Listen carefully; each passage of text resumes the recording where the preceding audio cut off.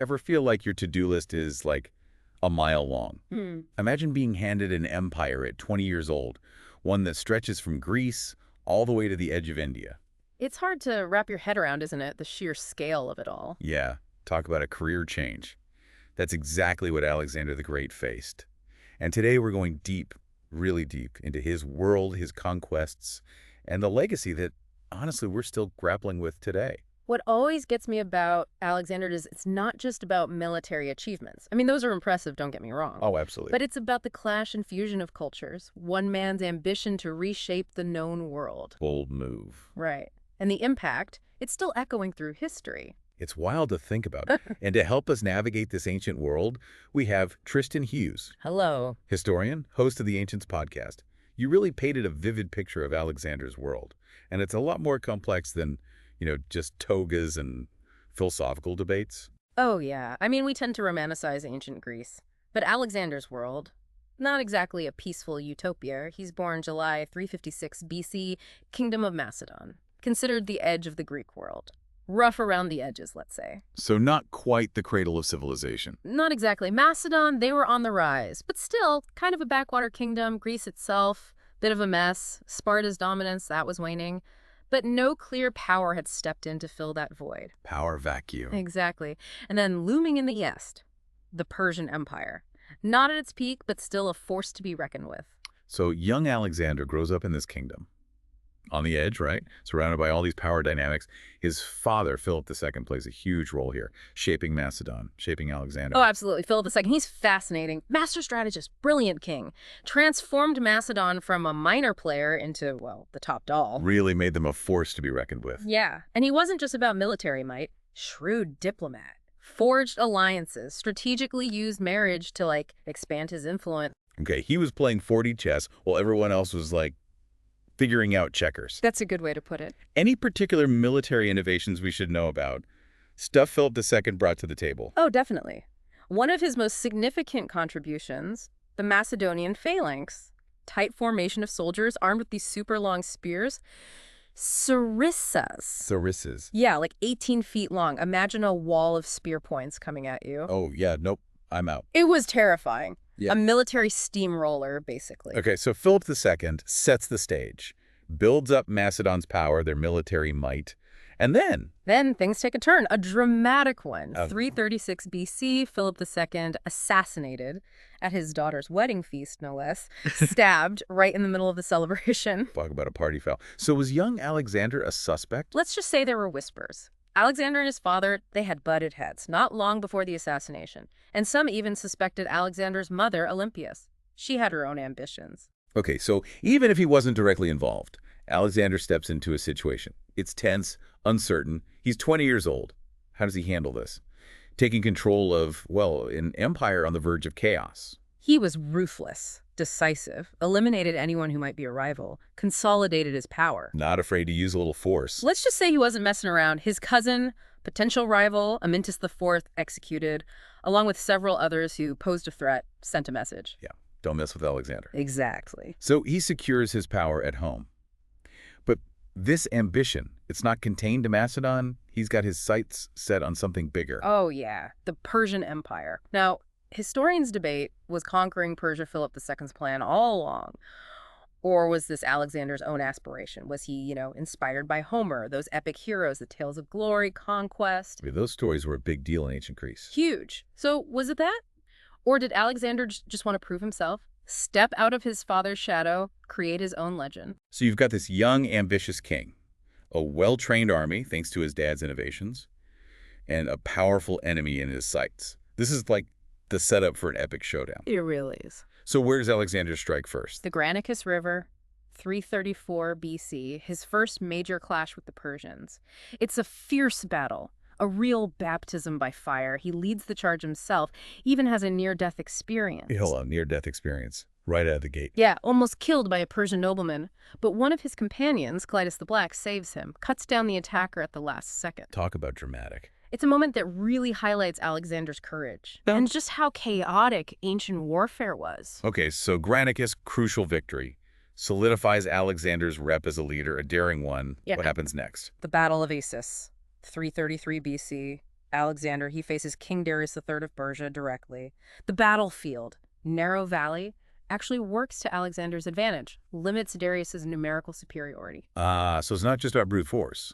Strategy, Yeah. using the terrain, classic Alexander move. Exactly. He shows his brilliance as a tactician, outmaneuvers Darius, leads this decisive cavalry charge, shatters the Persian lines. Darius flees, leaves behind his family, his treasure, even his royal chariot. Wow, that's a statement. Oh yeah, Alexander, he's playing chess. The Persians, they're stuck playing checkers. So what's next? He goes straight for the Persian heartland. Not quite. He makes this strategic decision. Consolidate control over the coastline, the Phoenician cities. They had a powerful navy, crucial to Persian dominance in the Mediterranean. And this leads to, well, one of the most famous sieges in history, Tyre.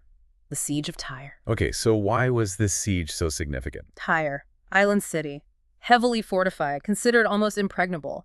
Alexander, it takes him 7 months. 7 months of siege warfare to conquer it. 7 months. That's longer than some modern wars. What did it take? It shows you Alexander's determination and his engineering skills. They build this massive causeway to reach the island, use material from buildings they demolished on the mainland, siege towers, battering rams, even specialized ships to attack those city walls. All right, that's commitment. It was brutal, it was costly, but it worked. Secured Alexander's control of the eastern Mediterranean, crippled the Persian navy. Okay, so he conquers Asia Minor, defeats Darius at Issus, takes Tyre in this grueling siege. At this point, is there anyone who can stop him? Well, his next move takes him to Egypt, land of pharaohs, pyramids. And it's there that his story takes on a whole new dimension. Egypt. Okay, we are definitely going to need a whole other deep dive to unpack that. Oh, yeah, absolutely. Back to ancient Egypt, where we left off. It's like stepping into a different world. Pyramids, pharaohs, powerful gods. What's it like for Alexander? Egypt was a completely different experience, that's for sure. Unlike anything he'd seen before. Alexander, always curious, always learning. He's captivated by everything Egypt has to offer. So he's not just a conqueror. He's like a cultural sponge, taking it all in. Absolutely. And you start to see the more complex sides of him. He embraces Egyptian customs, lets them depict him as a pharaoh in their temples, even. That's a bold move for a Greek king. Oh, yeah. Unthinkable for most. But Alexander, he's playing a different game.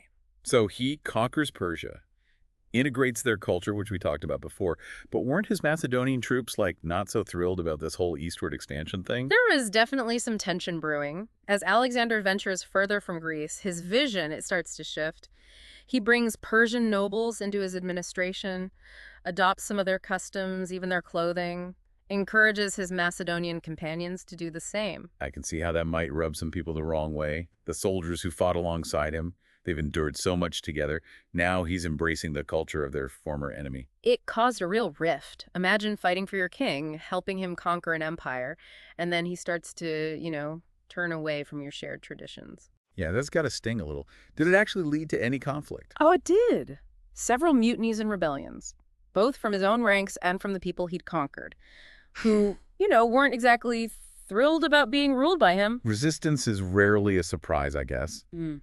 Any specific examples that stand out? The Sogdian Revolt, in what's now Uzbekistan. Sogdiana. Yeah. Fierce warriors, right? And a pretty important spot on the Silk Road. Crucial location. Controlling that territory, it was vital for Alexander's ambitions. He wanted to control those trade routes, connect east and west. The Sogdians, they weren't giving up without a fight. It took Alexander years of battles to finally subdue them. Years, huh? So he eventually wins.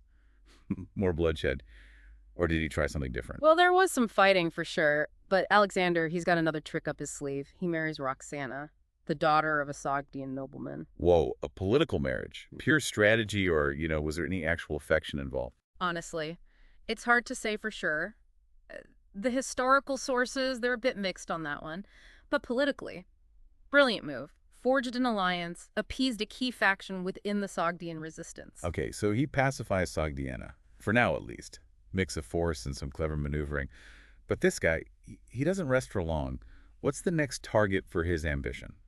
India. He sets his sights on India, crosses the Hindu Kush Mountains, 327 BC, enters a land that's, well, it's both alluring and incredibly challenging. For his army, I mean. All right, this is where things get really interesting. His ambition, it just keeps expanding. What's the goal in India?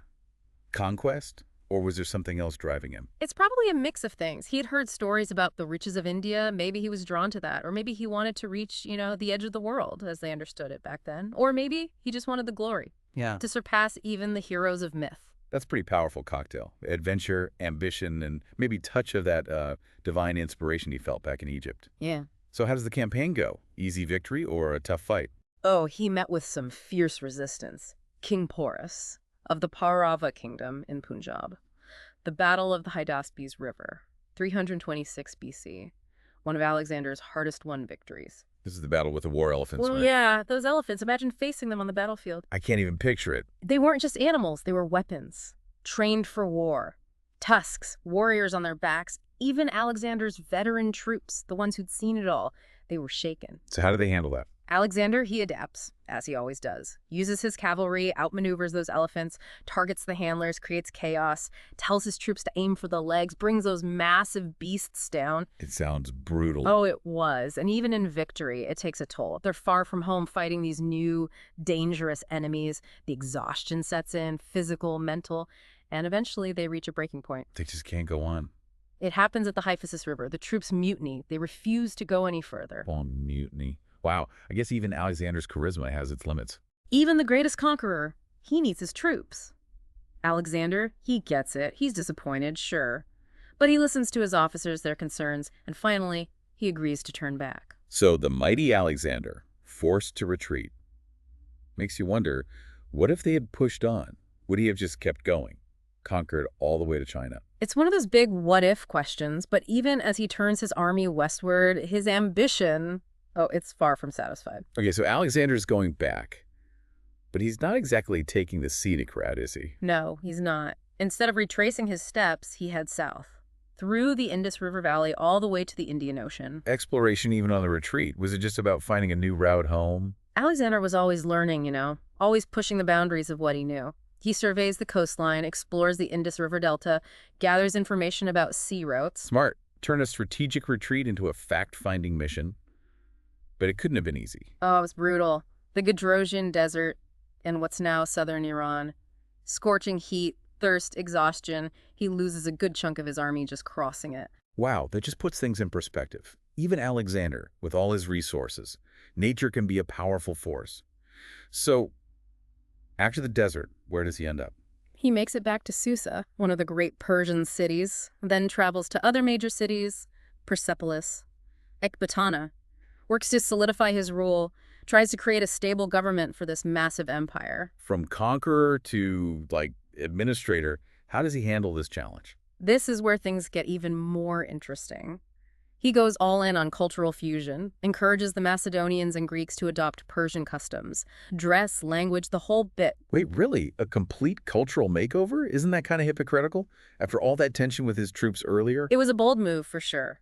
Some historians, they think it was a practical move, a way to unify a very diverse population. Others think it was hubris, an attempt to, transcend traditional boundaries, to create a new kind of kingship. Trying to build a new world order. East meets West.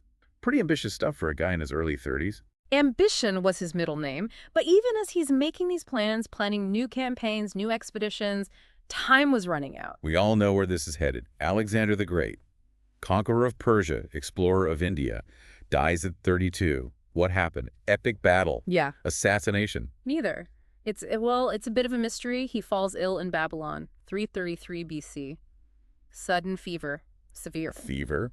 But surely the doctors could have, cured him. It's strange. He gets worse rapidly, can't speak, and after a few days he dies. Even Alexander, struck down by a fever. It's a reminder, even the most powerful figures, they're still human. His death, it sends shockwaves through the ancient world. No clear heir, no plan for succession. His empire, the one he built through all those conquests, all that diplomacy, it falls into chaos. What happens to it? Does it hold together? No, it fractures. Yeah. His generals, the Diadochi, they fight for power. All right, so this is where the real drama begins. It's like the Game of Thrones phase of Alexander's story. It really is. Last time, we left off with this huge power vacuum. Alexander's gone, his empire, ripe for the taking. And these Diadochi, his generals, well, they're not exactly known for their patience. They'd fought alongside Alexander, witnessed his triumphs, Learn from the best, you could say, when it comes to ambition. Yeah, they saw firsthand how to seize power. So the empire's barely cold, and these Daidoji are already circling. Who are the main players in this Game of Thrones? Well, a few big names emerge. Antigonus, he was a seasoned general, governed Phrygia, really important region strategically in Asia Minor. Then there's Ptolemy, another super capable commander. He takes Egypt with all its wealth and, that ancient history. Makes sense. Go for the power center. Right. And then you've got Seleucus. He starts in a less prominent position, but ends up controlling a massive territory. From Asia Minor all the way to India, the Seleucid Empire. Wow. Talk about coming from behind. So Alexander's vision of a unified empire, that's out the window, huh? Pretty much. His generals, they're all vying for dominance. It's a recipe for disaster. Just how bad does it get? Yeah. I mean, how much blood is spilled over dividing up Alexander's empire? It's decades of war. Decades. And not just skirmishes. Massive battles, tens of thousands of soldiers, war elephants, sieges, the whole shebang. The stakes are high. Oh, yeah. It wasn't just about land or power. It was about ideology. Each Daidoji claiming to be the true heir, the one who could really rule Alexander's empire. It's like a real-life epic. Betrayals, alliances, shifting power dynamics. That's what makes it so fascinating. It's like this tangled web of politics, military campaigns, and just, personal rivalries, marriages for political gain, assassinations, alliances made and broken, constant maneuvering. So does anyone manage to pull it off? Yeah. Reunite the empire? Does a new Alexander emerge? Nope. No one manages to do it. Despite all their ambitions, none of them reunite Alexander's domain. Instead, it splits into these successor kingdoms, each ruled by one of the Daidoji or their descendants. So Alexander's dream of uniting East and West, it crumbles. It does. But his conquests, they still had a huge impact. They opened up the East to Greek influence, and that led to this incredible fusion of cultures. It shaped what we now call the Hellenistic world. What are some of the big successor kingdoms that emerged, the ones that really made their mark? The Ptolemaic kingdom in Egypt, founded by Ptolemy. It lasts for centuries. Cleopatra, she was a Ptolemaic ruler. Wow, so Alexander's legacy is tied to Cleopatra. That's amazing. It is. Then there's the Seleucid Empire, massive territory, and the Antigonid dynasty. They ruled Macedon and parts of Greece. Okay, so even in death, Alexander's conquests, they continue to shape things. Absolutely. And it's not just about political boundaries. Think about cities like Alexandria, founded by Alexander in Egypt. They became these centers of learning, trade, culture. It's a blend of Greek and Eastern influences. Alexander's conquests, they made that possible. Okay, so wrapping things up, what are the big takeaways about Alexander? What makes him so fascinating, even after all these centuries? He's this incredible mix of myth and reality, the boy king who achieved the impossible, led his armies to victory after victory. He's the embodiment of ambition, this drive to conquer, to explore. But there's another side of that coin, right? Oh, absolutely. He's also a cautionary tale about the limits of power, the fragility of empires built on conquest. His empire, it fell apart so quickly. That classic rise and fall, a reminder that power, no matter how great, it doesn't last forever. Exactly. So what's his most enduring legacy? His military genius? The cultural impact? It's hard to say. He's this complex figure, brilliant strategist, charismatic leader, a visionary, but also ruthless. His actions led to so much conflict, he's hard to categorize. And that's probably why he's still so fascinating. It's that complexity that makes him so interesting, right? He wasn't just a conqueror. He was a dreamer, a builder, and a destroyer too. He changed the world. But his story ended too soon. Makes you wonder what might have been. It does. This deep dive, it's just a glimpse into Alexander's world. We've covered his conquests, his personality, his impact, but there's so much more to explore. He lived in a pivotal time, a time of cultural exchange, political upheaval. It's a reminder that history, it's not just dates and names. It's about people, their ambitions, their dreams, their flaws. And those stories, they still resonate today. They do. Alexander the Great, he challenges us to think about power, ambition, the legacy we leave behind. He forces us to ask those tough questions. Hero or villain, visionary or tyrant. The answers are rarely simple, and that's what makes history so compelling. Well said. Thanks for joining us on this deep dive into the world of Alexander the Great. It's been a wild ride. My pleasure. And for our listeners, keep exploring, keep questioning. History is full of these fascinating figures, these turning points. And the more we learn about the past, the better we understand our present.